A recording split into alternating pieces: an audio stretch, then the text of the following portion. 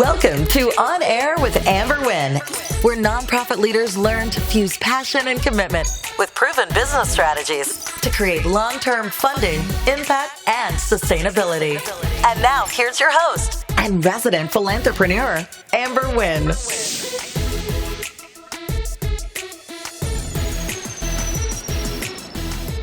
Good morning, fam. It's your girl.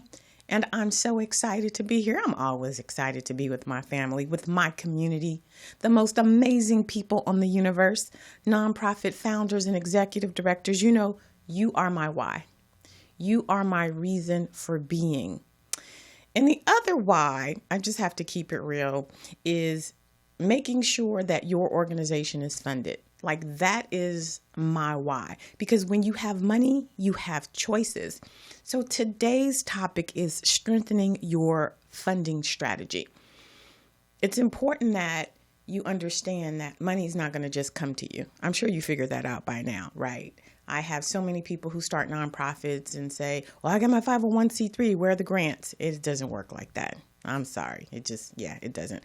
It requires a strategy. And so today we're going to talk about donor cultivation. Donor cultivation as a part of your funding strategy. What does donor cultivation mean?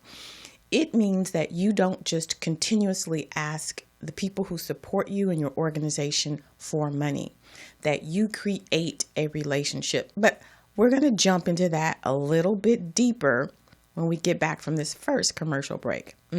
Donor cultivation. Starting a new career in a new sector with unfamiliar job titles and new jargon can lead to frustration and burnout. What if you had an easy way to get up to speed, to learn the key elements of successful nonprofits and the critical steps we should all take to maximize our impact? Introducing the Nonprofit Essentials Certificate. 3 short, interactive courses that cover 3 critical areas. What makes a nonprofit, how nonprofits raise money, and skills needed to build a thriving career in the nonprofit sector. Interactive exercises and actionable advice from nonprofit experts help bring clarity to key concepts, and the end of the course exam tests your knowledge so you can earn a certificate and badge, and then quickly put your new knowledge into practice. The best part? The Nonprofit Essentials Certificate is 100% free. Thousands of learners have already earned their certificate, making this our most popular set of courses in Nonprofit Ready. Register at nonprofitready.org and get ready to accelerate your impact and your career.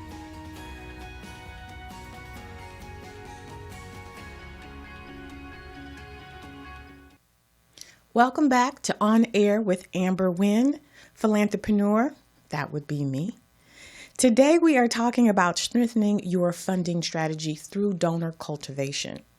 There's 2 things that nonprofit founders and executive directors usually don't consider when they're building out their fundraising strategy. One of those is compliance and the other is donor cultivation. Today we're talking about donor cultivation. So my mama used to say, money don't grow on trees. It doesn't. It does not. And that applies for the nonprofit sector. Money's not going to just be thrown at you. We are going to get you to a place where your nonprofit is a money magnet, meaning funders are going to love funding you. But until we get there, we need to create the strategy. And I have the roadmap. And basically, it's 2 parts, right? First, you want to get the money, and then you want to keep the money reoccurring. So the donor cultivation part falls into part 2, keeping the money coming. I mentioned before the break that there is a tendency to just go to your funders and say, hey, I need money. Hey, I need money. Hey, I need money. I want you to think about, especially if you're a parent, you'll be able to relate to this. If your kid comes to you and say, Mom, I need a pair of Jordans.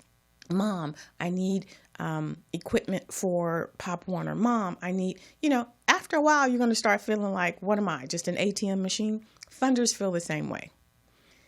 I'm going to say it 1,000 times. The purpose of funding agencies is not to fund nonprofits. It's not. Their purpose is to meet their own funding goals. They just happen to partner with qualified nonprofits to get that done. So if you are an organization that only reaches out to your funders when it's time for you to ask them for money, you're not cultivating a relationship. And if your competitor is establishing a relationship, getting them involved, getting them engaged, getting them inspired, they're going to fund them instead of funding you. And here's the thing, the hardest part is to get that money. Once you get that money, then it should be easy to cultivate that relationship and not only keep them engaged, but then have them give you more money. We're going to talk about all of that later, but today we want to talk about donor cultivation, right? Establishing a relationship. You want to build a solid reputation with your funder. You want to make sure that when they give you this money, you're turning your reports in on time. You're hitting all of your key deliverables. That's a part of donor cultivation, right? This relationship. If you are a bad grantee, they're not going to grant you another award. They're not going to continue to fund you. And then secondly, you want to make sure that, the things that you do are in alignment with what you promise. Sometimes my grantees will get money and then say, well, I got the money, I'm going to do whatever I want. That doesn't work because that's not what you agreed to. So when we talk about donor cultivation, think about like cultivating a garden. When you're cultivating a garden, you're putting in fertilizer because you want to give it nutrients. You're pouring in water because you want to hydrate it. Those are the same things you want to do with your funder. What types of things? Well, number one, you want to invite your funders to your events, right? You want them to see the impact that their money is making. Grantees typically will invite their funders to their galas and have them stand up, and all that's beautiful. But you want them to be inspired. So have them come out to your events. Let them meet your clients. Let your clients tell them how amazing your programs are, the difference that they made in your life. Without your programs, they don't know what they would have done. That's what you want your donors to hear. You also want to put that in newsletters, right? If it's in a newsletter, you have a success story and you say, thanks to our generous donations by X, Y, and Z, we're able to make this type of impact. That's cultivating your donor. That's letting them know that whatever they're doing is making a difference in your community. Not only that, but once you get your funder hooked, here's what you do.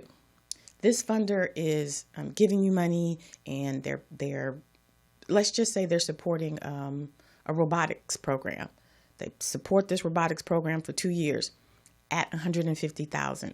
In 3 years, you want to either up that to say, hey, this has been so successful in this area, we want to move to another area. Would you consider also funding that? Or would you consider upping it so that we can have more girls? So donor cultivation is a way for you to increase the amount of money that you're bringing in. You want to keep it consistent, but you also want to increase that. Once a donor knows you and feels comfortable with you and know that you're a good grantee, they may want to fund something else in your organization. We've been funding this robotics program, but we wanted to know if you would consider coding. Yeah, you give us the money to hire a person to do that. We'd love to do it. That's what donor cultivation is about. It's about creating relationships. It's about having them feel comfortable with you, having them trust you, having them being your biggest ambassador. The last thing I'm going to say about it is when I've told you before that it's a small community of funders. So if your funder is excited and inspired and happy about what you're doing, they're going to tell other funders. That's cultivation, right? I've had it done so many times. A funder will call you and say, hey, I sit on the board with so-and-so and so. They said you're doing amazing work in this area. We're interested. Can we meet and talk? That's what you want. You want to get the money, and then you want to keep the money coming, and then you want to grow the money. So donor cultivation should definitely be a huge part of your funding strategy. You want to figure out which funders align with your mission. You want to secure that money, and then you want to keep that money. You want to lock that money in. And the way you do it is by making sure you establish this amazing relationship with your donor. So we're going to pause right now for another commercial, but when we come back, we have a question from Lisa I think she's in Long Beach. Yeah. So Ask Amber is next. We'll be back in a minute. You're a school, a foundation, a healthcare provider, or an environmental group, a museum, a church, a shelter, or a community service. You're starting a nonprofit on a startup budget, and you need to get this right the first time. No mistakes, no misunderstandings, and no costly do-overs. At Nonprofit Elite, we know what you need because we've been there too. Accurate information, mistake-free filings, and peace of mind assurance that your 501c3 application will be successful. This is what we do, and we are very good at it, all backed by our industry-leading guarantee and 100% IRS approval rate. But forming your nonprofit and obtaining tax-exempt status is just the beginning. Once you're up and running, Nonprofit Elite will consolidate the bulk of your operations into one place, including your accounting, compliance, website, fundraising, and more. We do the work of several full-time staff for just a fraction of the cost, so that you can remain focused on advancing your mission. Contact Nonprofit Elite for expert preparation of your formation documents and 501c3 application, and for a full range of accounting, fundraising, and administrative solutions.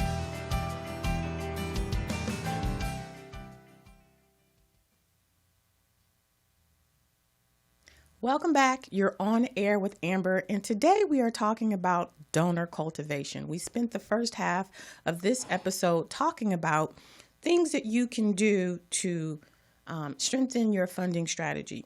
And if you want to learn more, find out more ideas about what you can be doing to cultivate your relationship with your donors, visit my website, www.amberwynn.net, and you'll see there a donor cultivation ebook, and it'll give you all types of ideas about what you can do to cultivate your relationship with your donor. But right now, it's time for Ask Amber, and we have a question out of Long Beach.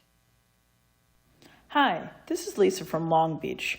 My question is about foundations who don't accept unsolicited proposals. There is a foundation that really aligns with my mission that I want to approach to support a program, but they don't accept unsolicited proposals. How do I get them to ask me to submit a proposal? Thanks. Hi, this is Lisa from Long Beach. I love that question. How do I get them to ask me to submit? And it's a good question because, she clearly believes that there's an alignment. So typically the reason why it's unsolicited is because they don't have a staff, and so they don't want to be inundated with all of these requests, or they really just only want to be selective about who they fund. Two things. One, externally, you can create a lot of visibility around your organization. So you can do things like get in your elected officials' newsletters, or get in a local article in your newspaper. Do a press release on the types of things that you're doing. But make sure that you include them, like send something to their email, or make sure that it's going to be in the area that they'll be able to see it. Do things like get awards. You want to just be seen by this foundation. And if you do that, then that's when they typically extend an offer, because they're like, oh, this organization is doing a lot of work. They need to see you, right? So get on podcasts and, things that's just going to bring you some visibility. The second thing, internally, partner with some of the organizations that they work with. Go look and see, where they fund, what they have funded. Collaborate with some of those organizations, because what will happen is they can make those referrals or make those connections. They already feel comfortable with that organization. They're funding them, so they may extend that to you. And then lastly, consider reaching out and speaking with the program officer. If they don't have one, because it's a private organization, send an email saying, hey, is it okay if I send a letter of intent, a letter of interest? So those are two of the things that you can do to try and get them to notice you and to extend an offer. You don't want to just send them a proposal, because that's disrespectful. They told you they only, want solicited proposals. All right, so thank you for that question. If you have a question, reach out to me via any of my social media platforms or email me and let me know your question, or do like Lisa did and leave me an audio question. You can do that on Anchor.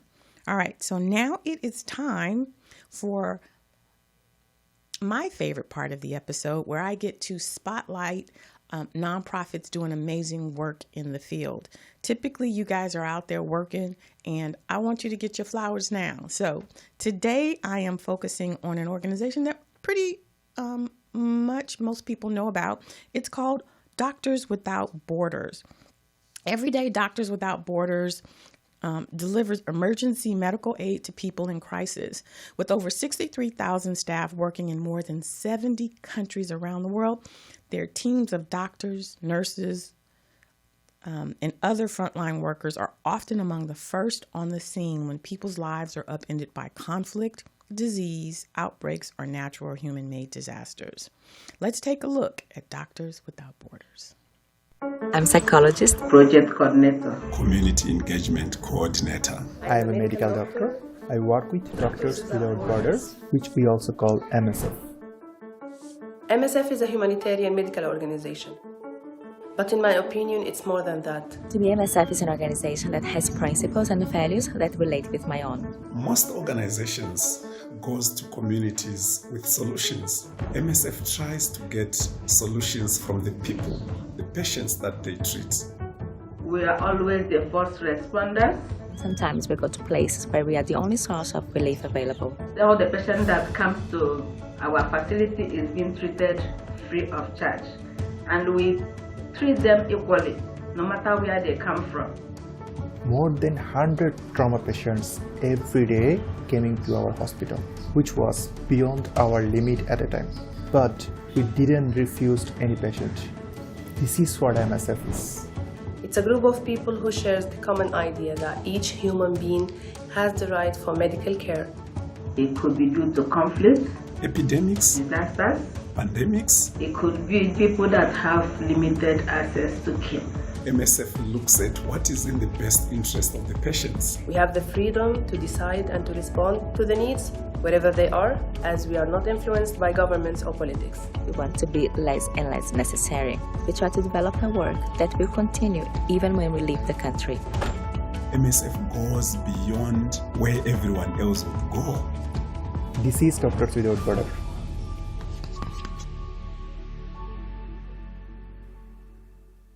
Thank you for your service.